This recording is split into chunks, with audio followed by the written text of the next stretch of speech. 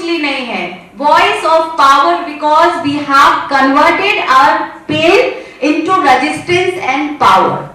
हमने अपने दर्द को अपनी ताकत बना लिया है, तो ये हमको दुनिया को दिखाना है।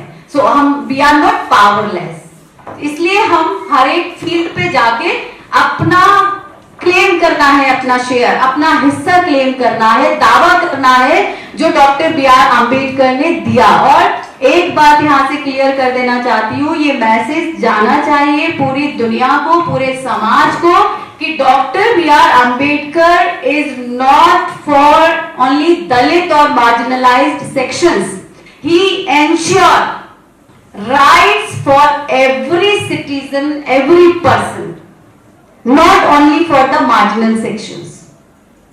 वो जानते थे, उन्होंने संविधान क्या सिर्फ उस पर्टिकुलर लोगों के लिए लिखा है, वही एक मात्र ऐसा लॉ है जो सुप्रीम लॉ है, जो डॉक्टर बी आर अम्बेडकर ने बनाया और जिस पर ये शासन तंत्र काम कर रहा है, जिसकी वजह से हम आज बात यहां कर पा रहे हैं, सिर्फ उसकी वजह से आप लोग वहां पर बैठे हैं। अगर वो नहीं होता तो शायद इतनी अच्छी स्थिति नहीं होती और फिर हम अपने पेन को ही यहां पर बखान कर रहे होते।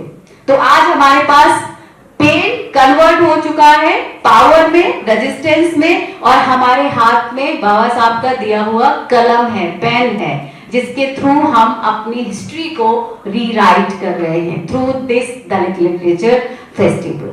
Thank you.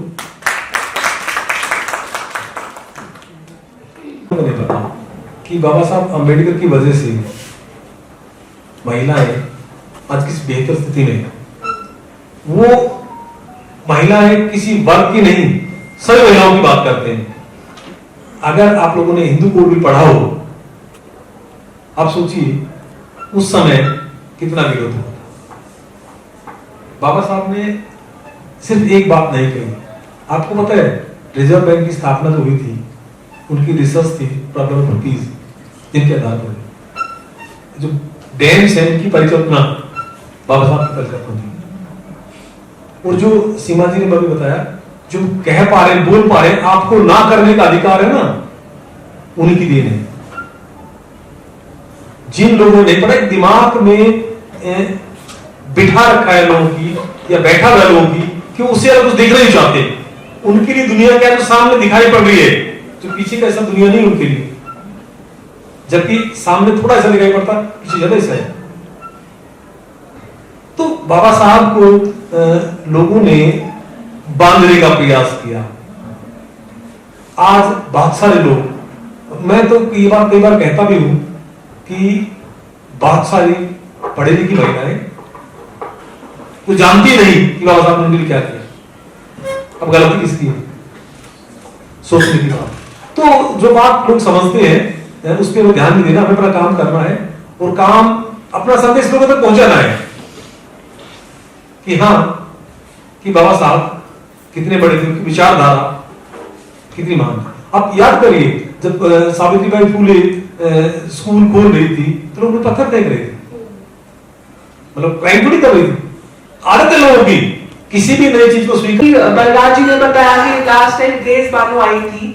आप लोगों को पता हो या ना हो, ग्रेस बानो की लड़ाई वर्टिकल और हॉरिजॉन्टल रिजर्वेशन के लिए है। वो खुद एक ऐसे समाज से आती है जिसके लिए वो लड़ रही है। आप लोगों को पता हो कि वो ट्रांसजेंडर विमेन है, जिसको कभी कहीं देखिए, दलित साहित्य, चतुर्थ दलित साहित्य महोत्सव की जो हमारी थीम है, दलित साहित्य से ही विश्व शांति संभव है।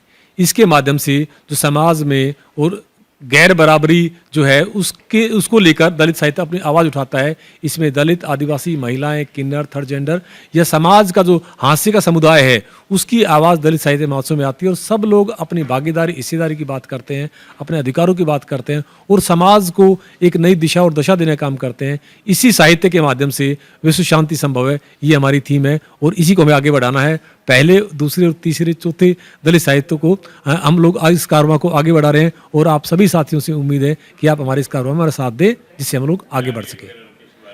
जी, दलित साहित्य महोत्सव, चतुर्थ दलित साहित्य महोत्सव 28 फरवरी और 1 मार्च 2025 को आर्यभट्ट कॉलेज में होने जा रहा है। आप सभी से उम्मीद है कि आप इसमें भागीदारी हिस्सेदारी निभाइए और इस प्रोग्राम को बेहद सफल बनाइए। ये आपका अपना प्रोग्राम है जो शिद्दत से आपकी आवाज़ और मुखर आवाज़ आपके सामने लेकर आता है।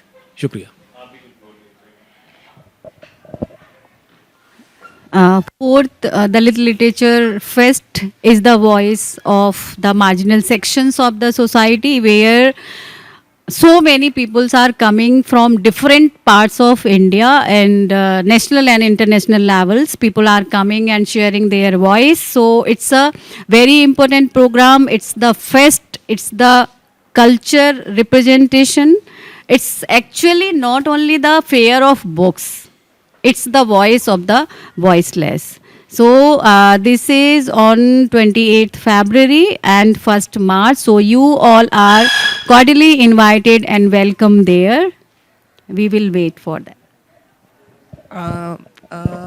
So this time we are coming up with the theme, which is World Peace is Possible Through Dalit Literature. And we are this time intersecting Dalit Literature Festival with the environment.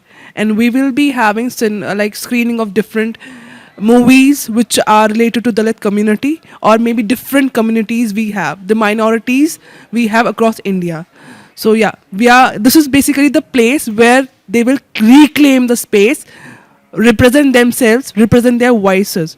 So yeah. Hello, हाँ, ये देखिए जो हमारा ये अलेस का ये कार्यक्रम है, महोत्सव है, ये 28 फरवरी से और 1 मार्च तक जो आयोजन जिसका हो रहा है, ये सही मायने में एक अंतर्राष्ट्रीय महोत्सव है। और इसमें हमेशा की तरह कि भारत से नहीं बल्कि विदेश से भी बड़े बड़े साहित्यकार, रचनाकार आते हैं और उस मंच पर अपनी बात कहते हैं। और मेरा ये मानना है कि इस कार्यक्रम में हम सब बढ़ चढ़ कर भाग लें, क्योंकि जिस प्रकार से आवाज़ जितनी आगे बढ़ेगी, लोकतंत्र हमारा उतना ही स्थापित होगा। विद्यार्थी हमारे सही दिशा में, जो आज का सबसे बड़ा जीवन मूल्य मानवीयता, ह्यूमैनिटी, उसको समझेंगे।